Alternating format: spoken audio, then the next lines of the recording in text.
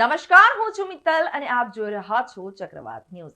નજર કરીએ સમાચારો પર ત્યારે વિદેશ મંત્રી એસ જયશંકર બ્રિટન અને આયર્લેન્ડની 6 દિવસની મુલાકાતે છે। બુધવારે તેમણે બ્રિટિશ વડાપ્રધાન કીર સ્ટારમર સાથે મુલાકાત કરી હતી। તેમણે આજે લંડનના થિંક ટેક ચોથર હાઉસ ખાતે ભારતનો ઉદય અને વિશ્વમાં ભૂમિકા વિષય પર વાત કરી હતી। ઉલ્લેખનીય છે કે વિદેશ મંત્રી ચોથર હાઉસ પહોંચે તે પહેલા જ કેટલાક ખાલિસ્તાની સમર્થકો ત્યાં હાજર હતા। તેઓ ભારત વિરોધી નારા લગાવી રહ્યા હતા અને આ દરમિયાન જ્યારે જયશંકર ચોથર હાઉસમાંથી રવાના થઈ રહ્યા હતા ત્યારે તેમના પર હુમલો કરવાનો પ્રયાસ કરવામાં આવ્યો હતો। ઇકોનોમિક્સ ટાઈમ્સના એક રિપોર્ટ અનુસાર એક વ્યક્તિ જયશંકરની કારની સામે આવી ગયો અને તિરંગો ફાડવા લાગ્યો હતો। વ્યક્તિની આ હરકતને જોઈ અને તરત જ ત્યાં હાજર સુરક્ષા કર્મચારીઓએ તેને પકડી લીધો અને કારથી દૂર લઈ ગયા હતા। બીજી તરફ કેટલાક ખાલિસ્તાન સમર્થકો હાથમાં ખાલિસ્તાનનો ઝંડો લઈ અને સૂત્રોચ્ચાર કરી રહ્યા હતા। વાત કરીએ આગળ તો લંડનમાં ચર્ચા દરમિયાન એક વ્યક્તિએ વિદેશ મંત્રી એસ જયશંકરને કાશ્મીરના ઉકેલ અંગે એક પ્રશ્ન પૂછ્યો હતો। આનો જવાબ આપતા વિદેશ મંત્રીએ કહ્યું કે કાશ્મીરમાં શાંતિ પુનઃ સ્થાપિત કરવાની પ્રક્રિયા 3 તબક્કામાં હાથ ધરવામાં આવી હતી। સૌપ્રથમ કલમ 370 દૂર કરવામાં આવી અને આ પહેલું પગલું હતું।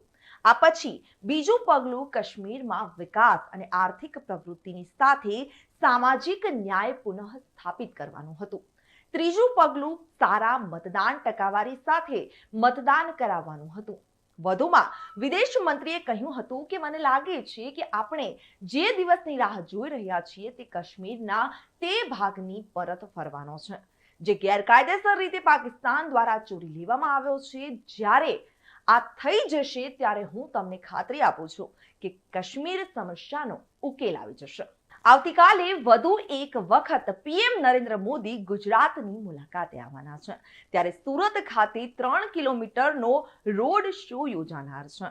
થોડા દિવસ પહેલા જ વડાપ્રધાન નરેન્દ્ર મોદી ગુજરાતના પ્રવાસે આવ્યા હતા જેમાં તેઓ જામનગર ખાતે વંતારા, સાસણગીર અને સોમનાથની મુલાકાત લીધી હતી। ત્યારે 7 દિવસમાં જ ફરી એક વખત પ્રધાનમંત્રી નરેન્દ્ર મોદી ગુજરાતના પ્રવાસે આવનાર છે ત્યારે તેમના પ્રવાસને લઈ તમામ આયોજન કરી લેવામાં આવ્યું છે। મળતી માહિતી અનુસાર આવતીકાલે સુરતમાં પ્રધાનમંત્રી મોદીનો રોડ શો યોજાશે જેમાં પર્વત પાટિયાથી લિંબાયત નીલગિરી સુધી 3 કિલોમીટરનો રોડ શો યોજનાર છે। ત્યારે આ તેમના આગમનને લઈ અને તૈયારીઓ શરૂ કરી દેવામાં આવી છે।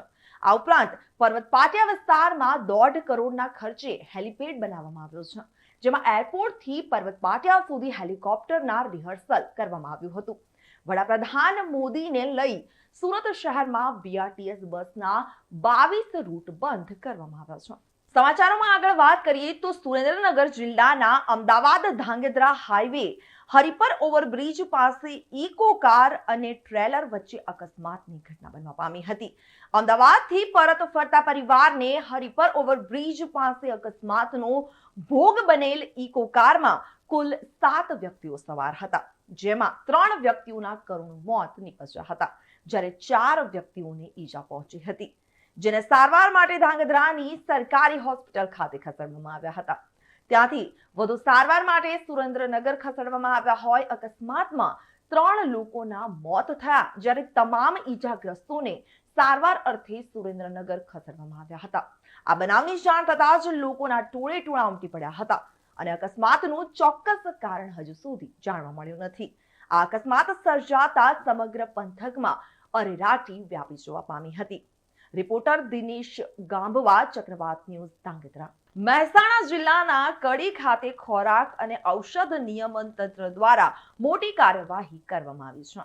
તંત્રએ 2 અલગ-અલગ પેઢીઓમાંથી ભેળસેળયુક્ત ખાદ્ય પદાર્થોનો મોટો જથ્થો પકડી પાડ્યો છે। નરસિંહપુરાના આવેલી કેશવી ફૂડ પ્રોડક્ટ્સમાં તપાસ દરમિયાન ફૂડ પરવાના વગર એડિબલ વેજીટેબલ ફેટનો ઉપયોગ કરી અને પનીરનું ઉત્પાદન થતું હોય અહીંથી 2300 કિલોગ્રામ શંકાસ્પદ પનીરનો જથ્થો જપ્ત કરવામાં આવ્યો છે। આ જથ્થાની કિંમત આશરે 5.5 લાખ રૂપિયા થાય છે। બીજી તરફ કડીમાં જ આવેલી ધરતી ઇન્ડસ્ટ્રીઝમાંથી 1600 કિલોગ્રામ શંકાસ્પદ કપાસિયા તેલનો જથ્થો મળી આવ્યો છે. આ તેલની કિંમત આશરે 2.30 લાખ રૂપિયા આંકવામાં આવી છે અને ખોરાક અને ઔષધ નિયમન તંત્રના જણાવ્યા અનુસાર આ બંને ખાદ્ય પદાર્થો પ્રાથમિક તપાસમાં બિન આરોગ્યપ્રદ જણાયા છે. પૃથ્થકરણ અહેવાલ આવ્યા બાદ કાયદેસરની કાર્યવાહી આગળ કરવામાં આવશે અને આ કાર્યવાહીથી ભેળસેળ કરનારાઓમાં ફફડાટ ફેલાયો છે. અમદાવાદથી રાજસ્થાનના ઝાલોર તરફ જતા પરિવારને આબુ રોડ નજીક ફોરલેન હાઈવે નંબર 27 પર કાર અને ટ્રેલર વચ્ચે ગમખ્વાર અકસ્માતની ઘટના બનવા પામી છે, જેમાં 4 લોકોના ઘટના સ્થળ પર જ મોત થઈ જવા પામ્યા છે. ત્યારે 2 લોકોના હાલ સારવાર દરમિયાન મોત થયા હોય, અન્ય એક ગંભીર રીતે ઈજાગ્રસ્ત થયા હોવાની માહિતી સામે આવી રહી છે. ત્યારે હાલ ઈજાગ્રસ્તોને સારવાર અર્થે દવાખાને લઈ જવામાં આવ્યા છે અને ઘટનાની જાણ થતાં જ પોલીસ તેમજ 108ની ટીમ સ્થળ પર પહોંચી હતી અને વધુ તપાસ હાથ ધરી હતી. મૃતક 6 લોકો ઝાલોરના હોવાનું કહેવાય છે. રિપોર્ટર પ્રકાશ મીણા, ચક્રવાત ન્યૂઝ, બનાસકાંઠા. સુરેન્દ્રનગરના થાનગઢમાં ફરી એક વખત મગફળી કૌભાંડનું ભૂત ધૂણું છે. નીચી ગુણવત્તાવાળી મગફળી ખરીદી ભૂતકાળમાં માટી અને ઢેફા મગફળીની જગ્યાએ ઘુસાડી કરોડોનું કૌભાંડ આચરવામાં આવ્યું હતું અને જેના પુરાવાનો નાશ કરવા માટે જૂનાગઢમાં મગફળીના ગોડાઉનને સળગાવવામાં આવ્યા હતા. ત્યારે થાનગઢમાં પણ આજે ટેકાના ભાવે ખરીદેલી મગફળીનો જ્યાં સ્ટોક હતો તે ગોડાઉન સળગ્યું છે. યોજના ખેડૂતોના નામે બને છે, ફાયદો કોઈ બીજા લઈ રહ્યા છે. મતલબ ક્યાંક ને ક્યાંક કૌભાંડને ઢાંકવાના પ્રયત્ન થયા હોય તેવું લાગી રહ્યું છે. નમસ્કાર, હું આપનો રાજુ કરપડા. હાલ જે એક માહિતી મળી છે એ મુજબ સુરેન્દ્રનગર જિલ્લાના થાનગઢમાં ફરી એક વખત મગફળી કૌભાંડનું ભૂત ધૂણ્યું છે, આવી માહિતી અમને મળી છે. ભૂતકાળમાં ટેકાના ભાવે ખરીદેલી મગફળીમાં ઢેફા અને માટી ઘૂસાડી આખા કૌભાંડનો પર્દાફાશ જ્યારે થયો ત્યારે આખા કૌભાંડને ઢાંકવા માટે, પુરાવાનો નાશ કરવા માટે થઈ અને ક્યાંક ને ક્યાંક ગોડાઉનો જૂનાગઢમાં સળગાવવામાં આવ્યા હતા. એવી જ ઘટનાનું પુનરાવર્તન અહીંયા થાનગઢ ખાતે થયું છે. થાનગઢમાં ખરેખર અમને જે જાણવા મળ્યું છે એ મુજબ ટેકાના ભાવે ખરીદેલી મગફળીને જે સ્ટોર કરવામાં આવેલો હતો, જે સ્ટોર રૂમની અંદર એટલે કે ગોડાઉનમાં જે મગફળીનો સંગ્રહ કરવામાં આવેલો હતો, આ ગોડાઉનમાં અચાનક આગ લાગે છે, જ્યાં ફાયર સેફ્ટીના કોઈ સાધનો હતા નહીં.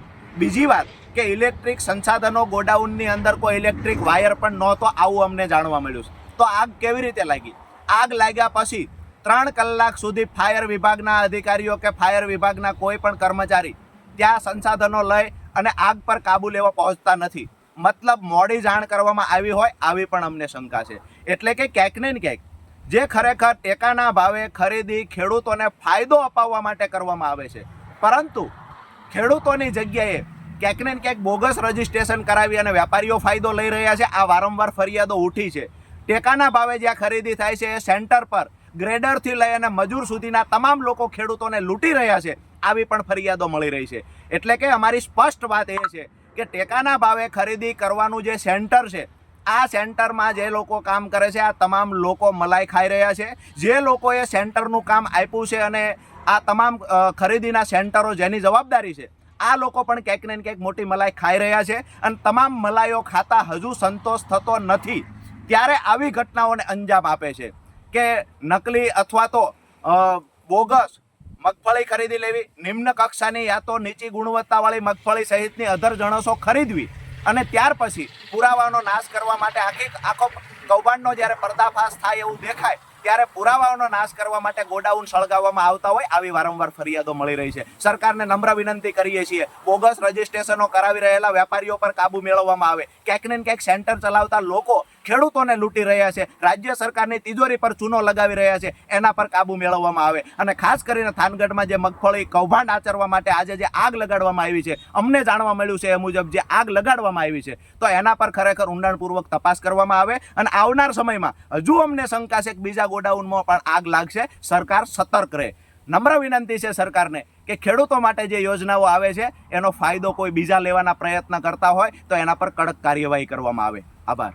અહેવાલ રાજદાન ગઢવી, ચક્રવાત ન્યૂઝ, સુરેન્દ્રનગર. ઊંઝા પંથકમાં એક ચોંકાવનારી ઘટના સામે આવી છે. અહીં એક 70 વર્ષીય વૃદ્ધે 5 વર્ષની માસૂમ બાળકી પર દુષ્કર્મ આચર્યું છે. વૃદ્ધ રોશનલાલ લાલુજી ખત્રી સ્વામી વિવેકાનંદ નગર સોસાયટીમાં રહે છે. 3 માર્ચ 2025 ના રોજ સાંજે 6 વાગ્યે વૃદ્ધે બાળકીને પેંડો આપવાની લાલચ આપી હતી અને તેણે બાળકીનું અપહરણ કરી પોતાના ઘરે લઈ ગયો હતો. આરોપીએ બાળકીને ઈજાઓ પહોંચાડી દુષ્કર્મ આચર્યું છે અને બાળકીએ આ ઘટના અંગે તેના પરિવારજનોને જાણ કરી હતી. ઈજાગ્રસ્ત બાળકીને પ્રથમ ઊંઝા હોસ્પિટલમાં સારવાર માટે લઈ જવામાં આવી હતી અને ત્યારબાદ વધુ સારવાર માટે વડનગર હોસ્પિટલમાં ખસેડવામાં આવી છે. બાળકીના વાલીની ફરિયાદને આધારે ઊંઝા પોલીસે આરોપી રોશનલાલ લાલુજી ખત્રી સામે ગુનો નોંધી તપાસ શરૂ કરી છે. મહેસાણા જિલ્લા ભાજપમાં એક મહત્વપૂર્ણ નિર્ણય લેવામાં આવ્યો છે. જિલ્લા ભાજપ કાર્યાલય ખાતે યોજાયેલી સંકલન બેઠકમાં ગિરીશ રાજગોરની જિલ્લા પ્રમુખ તરીકે ફરીથી વરણી કરવામાં આવી છે. આ મહત્વપૂર્ણ બેઠકમાં ગુજરાત ભાજપના વરિષ્ઠ નેતા ગોરધન ઝડફિયા, વર્ષાબેન દોશી અને ભરત ડાંગર ખાસ ઉપસ્થિત રહ્યા હતા. બેઠકમાં સ્થાનિક સંસદ સભ્યો અને ધારાસભ્યો પણ હાજર રહ્યા હતા. જિલ્લા ભાજપ પ્રમુખ પદ માટે યોજાયેલી આ સંકલન બેઠકમાં પાર્ટીના દિગ્ગજ નેતાઓની હાજરીમાં ગિરીશ રાજગોરને ફરી એક વખત જવાબદારી સોંપવામાં આવી છે. તેમની વરણી સર્વાનુમતે કરવામાં આવી હોવાનું જાણવા મળ્યું છે. સુરેન્દ્રનગર મહાનગરપાલિકાના વિવિધ વિસ્તારોમાંથી કચરો એકત્રિત કરી ડમ્પિંગ સ્ટેશન પર નાખવા માટે મહાનગરપાલિકા દ્વારા કોન્ટ્રાક્ટરને લાખો રૂપિયાનો કોન્ટ્રાક્ટ આપવામાં આવ્યો છે અને આમ છતાં પણ ભ્રષ્ટ અધિકારીઓ અને કોન્ટ્રાક્ટરોની મિલીભગતના કારણે ભ્રષ્ટાચારના દ્રશ્યો જોવા મળ્યા હતા.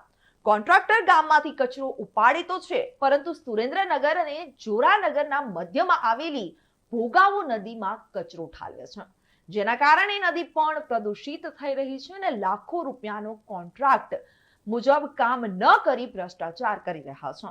આવા ભ્રષ્ટાચારીઓને કોન્ટ્રાક્ટર અને અધિકારીઓને ખુલ્લા પાડવા અને તેઓ પર ઉપરોક્ત અધિકારીઓ પર કડક પગલામાં લેવામાં આવે તેવી માંગ હાલ ઉઠવા પામી છે. અને અધિકારીઓને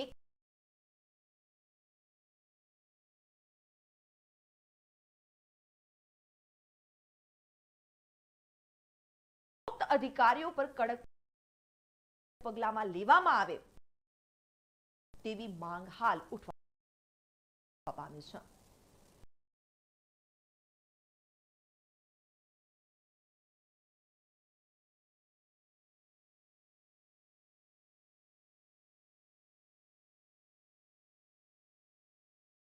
અધિકારીઓ પર કડક પગલામાં લેવામાં આવે તેવી માંગ હાલ ઉઠવા પામી છે.